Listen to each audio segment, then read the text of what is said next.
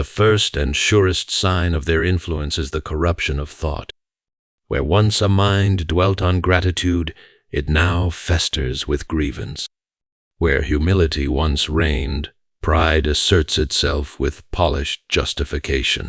Evil does not begin by declaring itself evil. It starts by making the bad seem merely permissible and the permissible seem wholly good.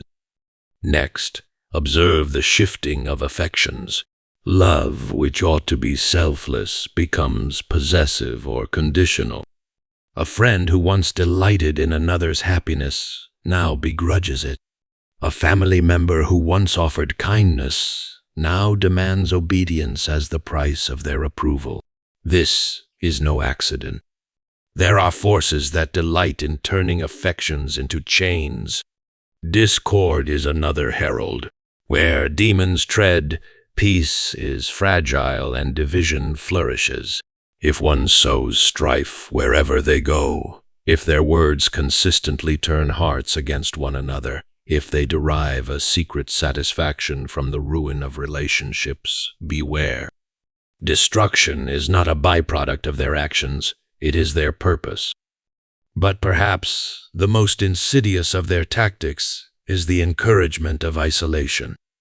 A soul in solitude separated from wisdom, counsel, and love is more easily deceived. The voice that urges one to withdraw from good company, to silence voices of reason, to distrust all but one's own impulses, is rarely the voice of wisdom. It is, more often than not, the voice of something far older and more dangerous. Finally, note the growing contempt for what is sacred. It may begin with indifference, progress to mockery, and settle in hostility. That which is good, beautiful, and true will be regarded with suspicion or scorn. The soul under siege cannot bear the light, and so it lashes out against it. None of this is to say that every failing is a mark of infernal influence. Human weakness is, after all, a universal affliction. But be watchful. Evil flourishes in secrecy and thrives where it is ignored. The battle is not always one of swords and shields. Sometimes it is fought in quiet conversations, in the shaping of desires, and in the turning of the heart. The question, then, is not only whether you can spot these signs in others, but whether you can guard against them in yourself. The subtlety of influence. Evil does not arrive with a thunderclap or a dramatic entrance. It does not knock on the door, announcing itself with fire and sulfur. Instead, it works quietly, patiently, and with the precision of a craftsman shaping a delicate sculpture. It does not seek outright rebellion at first, only a slight shift in perspective, a minor bending of the truth, a whisper, not a shout. A suggestion, not a command. It often begins in the mind, the battlefield of all moral and spiritual conflict. A simple thought, seemingly harmless, takes root. Why should I forgive? I was wronged. At first, this thought is merely entertained, examined like an object on a shelf. Then it is embraced. Soon it is justified with well-crafted logic. The mind now perceives resentment not as a failing but as a right, even a virtue. The heart follows, and the soul, once inclined toward mercy, grows rigid with self-righteous anger. There is little that corrupts the soul faster than pride, and it is often through pride that evil finds its easiest entrance. It does not tell a man, "You are perfect." That would be too obvious, too crude. Instead, it whispers, "You are not as bad as others. Your faults are understandable." In fact, they are not faults at all, but strengths. The man who once saw himself as a work in progress now sees himself as the measuring stick by which all others should be judged. His failings become quirks. The failings of others become intolerable flaws. Consider also the way in which truth is distorted not by outright lies, but by slight alterations. A person who once valued honesty now learns the art of convenient omission. A friend who once sought fairness in judgment now favors personal advantage over objective reality. It is never an overnight transformation. It is a slow process, an erosion rather than an explosion. No one wakes up one morning and decides to be corrupt. They simply adjust moment by moment to small compromises, each one easier than the last. Another favored tactic is to replace genuine virtue with its counterfeit. Courage is replaced with recklessness, caution with cowardice, conviction with stubbornness, and love with control. A man who prides himself on his honesty may become needlessly cruel. A woman who values kindness may become permissive of evil. The virtues themselves are not abandoned, only reshaped into tools of destruction. The deceived soul does not think itself lost. It believes it has merely become wiser, stronger, more independent. Evil rarely argues, it suggests. Instead of refuting truth, it simply questions it. Are you sure? Is that really wrong? Don't you deserve more? These thoughts do not demand immediate action. They do not instruct, only encourage. It is not necessary to drag a person into the depths of darkness. It is only necessary to convince them to step off the path. From there, gravity does the rest. Once a person's perception of right and wrong is sufficiently blurred, further persuasion is unnecessary. The mind will now do the work itself. The person will defend their new convictions with passion, believing them to be their own. If confronted, they will not see reason but offense. They will not entertain correction but indignation. The thought that once whispered has now become the dominant voice. What makes this process so dangerous is that it rarely appears dangerous. It disguises itself as personal growth, as enlightenment, as the casting off of old-fashioned restrictions. It does not frighten, it flatters. It does not impose, it suggests. And if left unchecked, it will, in time, achieve what all corruption seeks to make what was once good appear burdensome and what was once evil appear desirable. The war of the mind. The mind is not a fortress, but a battlefield. Every thought, every impulse, and every belief is subject to attack, whether from truth or deception. The most dangerous wars are not waged with weapons, but with ideas. For once a person's thoughts are captured, their actions will inevitably follow. Evil understands this well.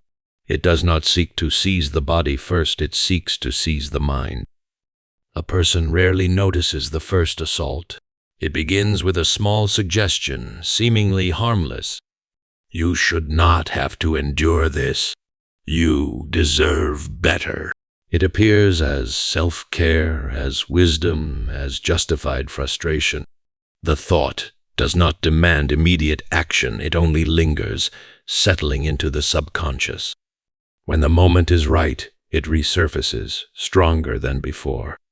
What was once a passing notion has now become a conviction. Doubt is often the first tool wielded against the mind. Not an outright rejection of truth, but a slow erosion of confidence in it. Are you certain? Couldn't there be another way? It is not skepticism in search of knowledge, but skepticism designed to paralyze. It does not lead to discovery, but to indecision. The person who once stood firm now hesitates, and in that hesitation, deception finds room to grow. The next tactic is rationalization. A person who once believed in discipline now calls it unnecessary rigidity. A person who once valued honesty now considers it a weakness. The mind does not rebel suddenly, it shifts gradually. Excuses are crafted, explanations refined, and before long what was once condemned is now embraced. The individual does not think they have changed for the worse. They believe they have merely evolved. The war is not fought in grand, dramatic moments. It is fought in the quiet, ordinary choices of daily life. A moment of indulgence here, a small compromise there, each one insignificant on its own, but together they form a pattern. A person who once resisted temptation now welcomes it, not because they sought corruption, but because they believed they were simply making reasonable decisions. Once the mind has been reshaped, it becomes its own prison. A person who has fully embraced a deception no longer requires outside persuasion. They will argue for their own chains. They will defend their new convictions with zeal, rejecting any challenge as an attack. The very idea of returning to their former way of thinking will seem oppressive, even absurd. They will not recognize their own captivity. Perhaps the most chilling sign of victory in this war is the distortion of conscience. The voice that once urged restraint now encourages indulgence. The guilt that once prevented wrongdoing is now labeled as an unnecessary burden. What was once a safeguard has been silenced. The person no longer needs to be convinced to do wrong, they now believe it is right. And so the battle is won, not by force, not by fear, but by a slow, patient reshaping of thought. Evil does not conquer with violence, it conquers with persuasion. It does not need to overpower, it only needs to persuade. And once it has the mind, it has everything else. Corrupting affection. Love in its purest form is selfless. It seeks the good of the other, rejoices in their joy, and mourns in their sorrow.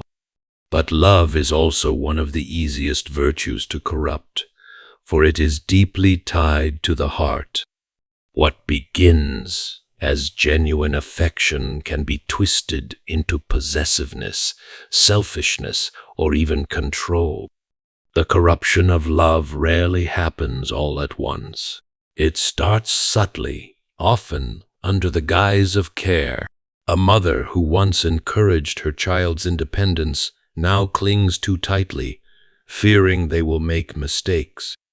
A friend who once delighted in another's success now feels slighted when they achieve more. A spouse who once cherished their partner's happiness now resents anything that takes attention away from them. The change is gradual, almost imperceptible at first. Possessiveness is one of the first signs of corrupted affection.